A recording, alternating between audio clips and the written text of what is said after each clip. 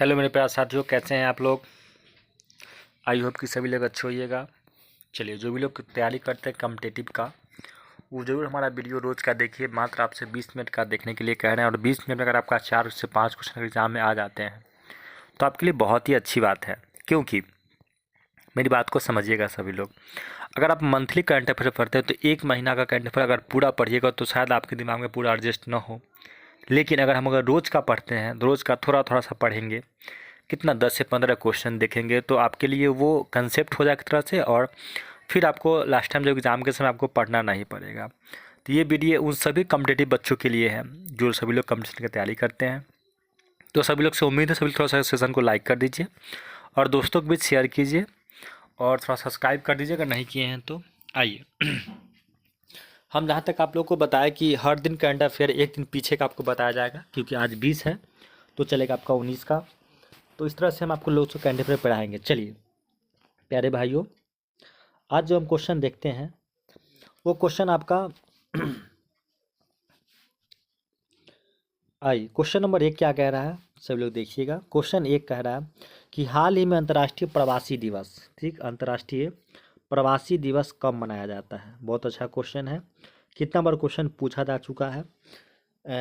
लेकिन तो प्रवासी जो अंतर्राष्ट्रीय प्रवासी दिवस जो हम लोग हमेशा हर साल 18 दिसंबर को सेलिब्रेट करते हैं। दुनिया भर के प्रवासियों के योगदान और समाजों का आकार देने में उनकी भूमिका समान करने के लिए हम लोग जो है हर साल मनाते हैं क्या, तो प्रवासी दिवस, अंतर्राष्ट्रीय प्रवासी दिवस मनाते हैं। देखिए ये जो है, हम हर बार इसको रोज़ अपडेट करते हैं करंट अफेयर से, पीछे कारण है। और कारण इसके पीछे ये रहा कि एक से लेके रोज़ जो अपडेट होता है पर डे का कुछ नया। तो आज अगर आज 17 था तो कल हम बताते थे कि पेंशन दिवस है। देखिएगा, इसको देख लीजिएगा, रोज़ हम इसमें एक एक बढ़ाएंगे। आज 18 था यानी 19, तो क्या है, तो अल्पसंख्यक अधिकार दिवस, क्योंकि अरबी भाषा दिवस, यानी 18 दिसंबर याद रखिएगा कि हम लोग 18 दिसंबर को अल्पसंख्यक अधिकार दिवस और अरबी भाषा दिवस के रूप में हम लोग इसको सेलिब्रेट करते हैं। चलिए आगे हम लोग देखते हैं नेक्स्ट क्वेश्चन। नेक्स्ट कह रहा है कि हाल ही में उपराष्ट्रपति जगदीप धनखड़ ने कहाँ भारत के पहले भू विज्ञान संग्रहालय का उद्घाटन किया था। अभी हम लोग के भारत के उपराष्ट्रपति जो है, जो उपराष्ट्रपति कौन होते हैं सभी लोग को पता ही होगा कि राज्यसभा का जो स्पीकर होते हैं वो हमारे उपराष्ट्रपति होते हैं। और उपराष्ट्रपति हम लोग का कौन, अभी तो जगदीप धनखड़ है। इन्हें अभी भारत में भू विज्ञान संग्रहालय का उद्घाटन किया है। वो कहाँ स्थापित है, कहाँ बताइएगा सभी लोग, याद रखिएगा कहाँ है, तो आपका विशाखापट्टनम में ये जाके वहाँ पे किए हैं। आइए आगे फिर देखते हैं नेक्स्ट क्वेश्चन। नेक्स्ट क्या कह रहा है इसको देखिए। कह रहा है कि हाल ही में भारत और किस देश के बीच संयुक्त नौसेना अभ्यास SLINSLEX का शुरुआत किया गया। तो भारत और किसके बीच था, भारत और श्रीलंका। हम क्वेश्चन हर बार कभी भारत रूस के बारे में पूछेगा, जैसे पिछले क्वेश्चन कभी भारत रूस जापान के बारे में पूछेगा। तो अभी भारत और श्रीलंका के बीच जो सैनिक युद्ध अभ्यास चालू हुआ है, तो उसको हम लोग SLINSLEX के नाम से जानते हैं, याद रखिएगा सभी लोग। चलिए आगे फिर हम बात करते हैं नेक्स्ट क्वेश्चन का। तो जब हम आए थोड़ा श्रीलंका के बारे में जान लें, तो श्रीलंका के क्रिकेटर अभी कौन थे, प्रवीण जयविक्रमा को हाल 1 साल के लिए क्रिकेट किसी प्रारूप से प्रतिबंध को बैन लगा दिया है। किनको, तो याद रखिएगा प्रवीण जयविक्रमा को। अनुराग कुमार दिसानायक श्रीलंका के 9वें राष्ट्रपति के रूप में भी शपथ ग्रहण किया और वो बने हैं 9वें राष्ट्रपति के रूप में। श्रीलंका ने भारत में सहित 15 देशों को वीज़ा मुक्त प्रवेश की अनुमति दी है। जैसे हम बताए थे कि भी 5 देश हैं। रूस भी हम बताए थे कि रूस 2025 तक पूरा वीज़ा मुक्त कर दिया है। सभी लोग को पता ही होगा वीज़ा और पासपोर्ट के बारे में। वीज़ा होता है सभी लोग को जहाँ तक पता हो कि पासपोर्ट का मतलब होता है कि भारत सरकार आपको पासपोर्ट बना के दे कि हाँ आप इस भारतीय हैं। और वीज़ा होता है उस देश में जाने के लिए जिस देश में आप कितने साल के लिए जा रहे हैं और कितने साल का आपका वैलिड होगा, उसको कहा जाता है वीज़ा। कि अगर आप अमेरिका जाइएगा तो अमेरिका आप कितने साल के लिए जाइएगा तो आपका वीज़ा बना के देगा अमेरिका सरकार, गवर्नमेंट वहाँ से कि आप 5 साल के लिए हमारे यहाँ रहे तो 5 साल का आपका वीज़ा हुआ। और पासपोर्ट भारत सरकार बना के देती है कि आप भारतीय होने का वहाँ अपना एक एविडेंस प्रूफ, जैसे हम लोग के हैं ना आधार कार्ड, तो वैसे ही आप भारत से बाहर जाने के लिए आप लोग को क्या दिखाना होगा, तो पासपोर्ट दिखाना होगा। तो आई होप कि सभी लोग समझ वीज़ा और पासपोर्ट में क्या अंतर है। तो वैसे श्रीलंका जो है लगभग अभी तक 35 देशों को, फिर भारत के अलावा 35 और भी देश है जिसको अनुमति दिया है बिना वीज़ा के आप हमारे देश में आइए। भारत और श्रीलंका ने LNC अपसंयोजन विद्युत विकास के लिए समझौता ज्ञापन पर हस्ताक्षर किया है, मतलब विद्युत के लिए।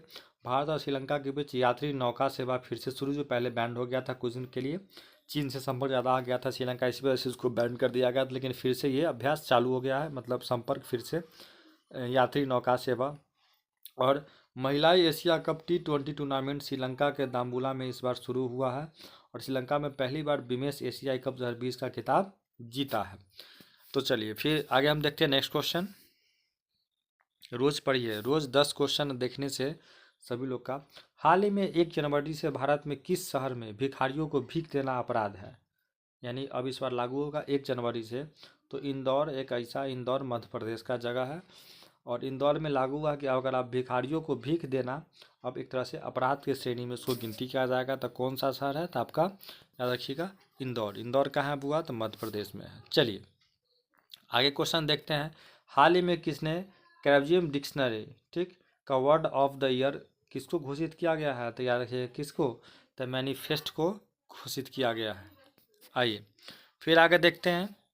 अगला क्वेश्चन आपका, हाल ही में तुलसी गौंडा का निधन हुआ, वो कौन थे? तो तुलसी गौंडा, नाम याद रखिएगा कि तुलसी गौंडा कौन थे? तो पर्यावरणविद थे, इनका यहाँ है, उनको राष्ट्रपति से सम्मानित भी किया गया था, देख लीजिए तस्वीर में प्रणब मुखर्जी है, इनको सम्मानित किया गया था। तो याद रखिए वो तुलसी गौंडा जिनका निधन हो गया वो क्या थे? तो पर्यावरणविद थे, जो पर्यावरण के बारे में बहुत ज़्यादा देखभाल सब चीज़ ज़्यादा उनका वो था। आइए, हाल ही में किस देश ने कैंसर की वैक्सीन बनाने का ऐलान किया है? देखिए बहुत मतलब क्वेश्चन आज के पेपर में भी दिया हुआ था, हम इसको पेपर में भी पढ़े, पेपर का कट आउट था। याद रखिएगा रूस एक ऐसा देश है इस पर ट्रायल कर रहा है, और वो पूरा से मतलब ऐलान भी कर दिया कि हम कैंसर मुक्त के लिए वैक्सीन का बना रहे हैं। तो रूस के स्वास्थ्य मंत्रालय 17 दिसंबर को कैंसर की वैक्सीन बनाने का ऐलान किया है। इस वैक्सीन के अगले साल के रूस के नागरिकों को फ्री में लगाया जाएगा। हालांकि अभी रूस ने इसके दावे अंतर्राष्ट्रीय रूप से पुष्टि नहीं की है। आज के पेपर में ये खबर दिया हुआ था। तो पेपर भी पढ़िए, लेकिन उससे अच्छा कि पेपर से पेपर लगभग 20-25 पेज का होता है, और आपको हम 20 मिनट में अगर सारा अपडेट कर दें तो ज़्यादा आपके लिए बेटर होगा। आइए फिर आगे देखते हैं। अगर हम देखें तो पूरा इसके बारे में पढ़ते हैं, रूस के बारे में। तो भारतीय नौसेना शामिल INS तुसील का निर्माण जो अभी हम बताए थे कि दिया गया है, तो उसको भी रूस के सहयोग से किया गया। भारत और रूस के बीच पापतित एयर डिफेंस सिस्टम को समझौता किया गया, कल बताए थे। नई दिल्ली में रूसी व्यापारिक केंद्र का उद्घाटन हुआ, भी कल बताए थे। रूस ने ब्रिक्स के अनाज विनिमय की प्रस्तावित रूपरेखा प्रस्तुत किया, भी कल हम बताए थे।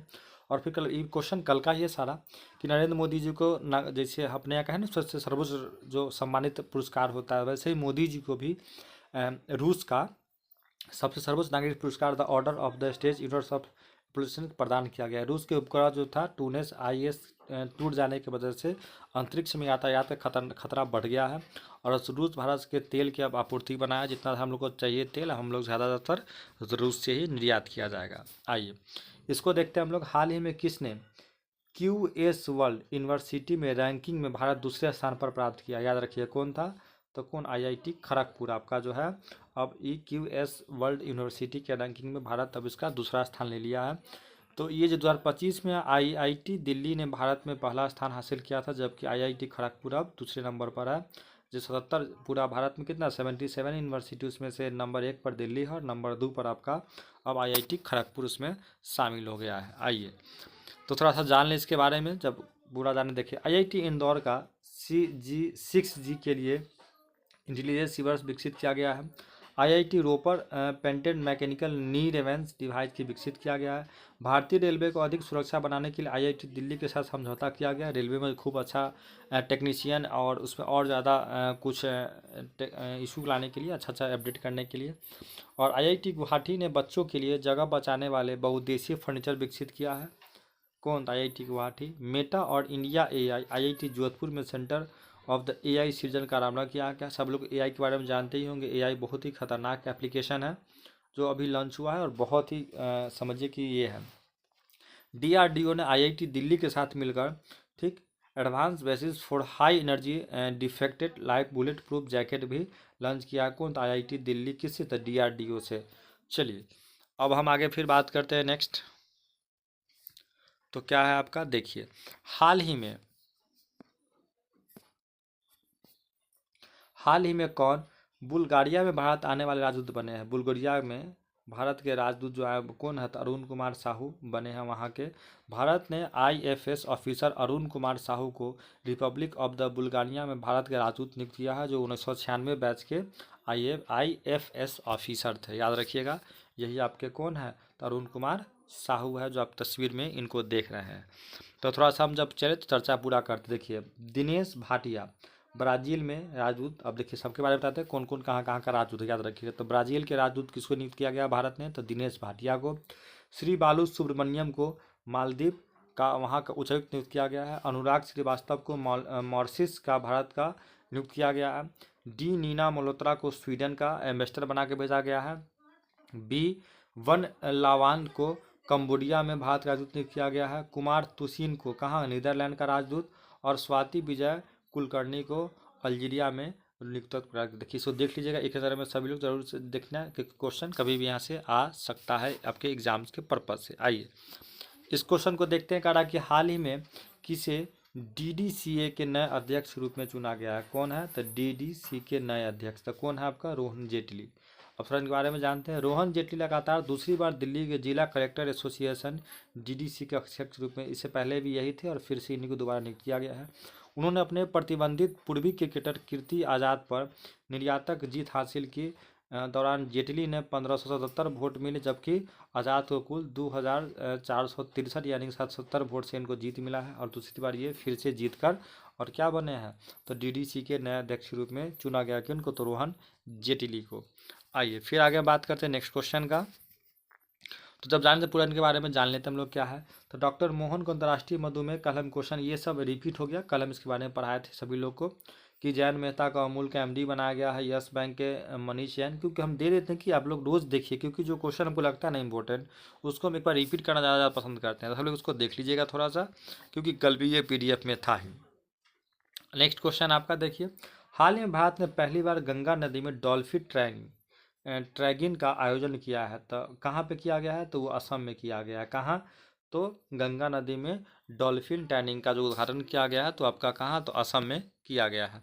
असम एक बार देख लीजिए, एलमूल असम राज्य का ये पूरा मैप दिखाई दे रहा है। असम के जो राजधानी है वो दिसपुर है कैपिटल। यहाँ के सीएम हेमंत बिस्वा शर्मा है और यहाँ के गवर्नर जो है लक्ष्मण आचार्य हैं। तो इससे ज़्यादा बेटर होगा कि एक बार देख नज़र से आपका वो रिवीजन हो जाता है, ज़्यादा अच्छा रहता है। आइए थोड़ा सा इसके बारे में जान लें, हम कल भी बताए थे इसके बारे में, फिर से देख लीजिए। ये कल का रिपीट क्वेश्चन है जो हम कल पढ़ाए थे। रॉयल बंगाल टाइगर में मौजूदगी में फोटोग्राफी हुआ था। असम के करीमगंज जिले में जो करीमगंज था उसका नाम बदल के क्या रख दिया गया, श्रीभूमि किया गया है। भारत और भूटान की सीमा पहला इंडिकेट पोस्ट शुरू हुआ है। असम के मुख्यमंत्री हो भाषा संविधान के 8वीं अनुसूची के शामिल किया गया है। वहाँ की एक भाषा था, अभी मतलब शामिल हुआ नहीं कि उसको अप्लाई, अभी तक हमारे पूरा जो 22 भाषा है, तो उस 22 भाषा में जो मान्यता पर उसमें एक हो भाषा को भी जोड़ने के लिए दिया गया है।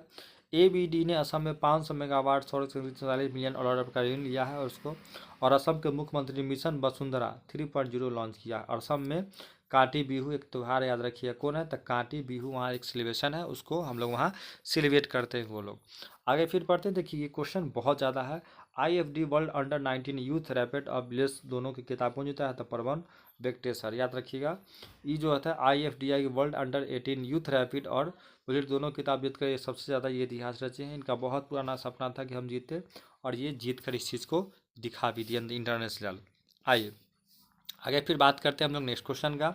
तो कह रहा हाल ही में किस देश ने विनीसियस जूनियर ने फीफा सर्वश्रेष्ठ पुरस्कार प्रदान किया, तो किसको मिला है, तो ब्राज़ील का। तो ब्राज़ील जो है रियल मैड्रिड फुटबॉल खिलाड़ी विनीसियस जूनियर के 2024 का फीफा वर्ल्ड का सर्वश्रेष्ठ खिलाड़ी के पुरस्कार पर इनको दिया गया है। कहा कि मिडलिफ जो है ये जो थे एतान बोनमाटी 2024 के फीफा वर्ल्ड सर्वश्रेष्ठ महिला पुरस्कार जीतने में भी इनका नाम है और ये वो भी जीते हैं। तो यहाँ से फिर आपका क्वेश्चन बनता है, ये कल का क्वेश्चन सब लोग पेपर में जो भी मैच के फ्लोर तो पता ही होगा कि हाल ही में किस भारतीय दिग्गज क्रिकेट अंतर्राष्ट्रीय क्रिकेट संन्यास लिया। सब लोग को पता, रविंद्र अश्विन बहुत अच्छे ये बॉलर थे, तो इंटरनेशनल क्रिकेट से भी संन्यास ले लिया। ये तीनों फॉर्मेट मिलाकर लगभग 200 कितना 287 के आसपास मैच खेले, जिसमें से 765 विकेट सबसे ज़्यादा लिए और भारत के दूसरे सबसे ज़्यादा विकेट लेने वाले गेंदबाज बने। उनके आगे सिर्फ एक ही व्यक्ति था, उसका नाम था अनिल कुंबले। और अनिल कुंबले जो है अभी तक टोटल कितना, तो सभी लोग पढ़े हुएगा, कि अनिल कुंबले जो है अभी तक जो मैच खेला उसमें आप 953 विकेट लिए थे, जबकि ये कितना लिए थे, ये अभी तक विकेट कितना ले लिए हैं, तो पूरा आपका ये विकेट कितना लिए हैं, तो 765 विकेट अभी तक ये ले चुके हैं। तो ये संन्यास ले लिए हैं क्रिकेट से। नेक्स्ट क्वेश्चन की बात करें हम, तो कह रहा है इसमें हाल ही में दुनिया का सबसे बड़ा पशु वध महोत्सव गाढ़ी माही कहाँ मनाया गया? तो याद रखिए कहाँ मनाया गया है दोस्तों, तो नेपाल में मनाया गया है। चलिए तो देख लीजिए, ये है हम लोग का नेपाल है, यहाँ अपना बिहार है बिहार, और ये उत्तर प्रदेश, और ये जो दिख रहा है आपका रेड, ये आपका कौन है, तो आपका ये नेपाल है। तो फिर आगे हम बात करते हैं थोड़ा सा। तो देखिए एक बार हम अगर चर्चा किए तो ये कल भी हम रिपीट किए थे और फिर से इसको हम रिपीट कर रहे हैं। तो नेपाल में बेल्ट एंड रोड एसोसिएशन चीन के साथ फ्रेमवर्क समझौता किया है, सभी लोग को पता ही होगा, आजकल दोनों में खूब दोस्ती चल रहा है। नेपाल ने नेवार समुदाय में महापूजन उत्सव मनाया है। नेपाल में तिहार उत्सव मनाया जाता है। जैज मांडू संगीत समारोह 20वां संस्करण काठमांडू में आयोजित किया गया है। पारंपरिक जितिया त्यौहार नेपाल में मनाया गया इस वर्ष। नेपाल में भव्य समारोह 19 सितंबर को संविधान दिवस के रूप में, याद रखिएगा नेपाल अब हर साल 19 सितंबर को संविधान दिवस के रूप में मनाएगा। अशोक राज सिंहडेल ने नेपाल में सेनाध्यक्ष के रूप में शपथ लिया और नेपाल के 100वें सदस्य के रूप में अंतर्राष्ट्रीय और 100 संगठन में इसमें शामिल किया गया है। आगे हम क्वेश्चन देखते हैं, लास्ट क्वेश्चन हमारे लिए है, कह रहा है कि हाल ही में मिखाइल कलमेंसी को किस देश के नए राष्ट्रपति चुना गया? जॉर्जिया। जॉर्जिया के क्या बने हैं, तो राष्ट्रपति बने हैं। तो सब लोग उसको याद रखिएगा। और चलिए तो प्यारे बंधु देखिए, हम बोले ना कि आपको 20 मिनट रोज़ क्लास देखना है, 20 मिनट पर क्लास ख़त्म हो जाएगा, और 20 मिनट में हम लोग सब कुछ कर लिया और हम लोग का क्लास भी ख़त्म हो गया। चलिए सभी लोग को जुड़ने के लिए बहुत बहुत धन्यवाद, और सभी लोग ऐसे ही रोज़ जुड़िए, अच्छा लगता है। 20 मिनट में अगर हम पूरा क्वेश्चन को देख लेते हैं तो इससे हमारे लिए फ़ायदेमंद से ज़्यादा कुछ भी नहीं हो सकता है। तो आई होप सभी लोग को समझ में आया होगा। सभी लोग को जुड़ने के लिए बहुत बहुत धन्यवाद, तहे दिल से धन्यवाद, शुक्रिया।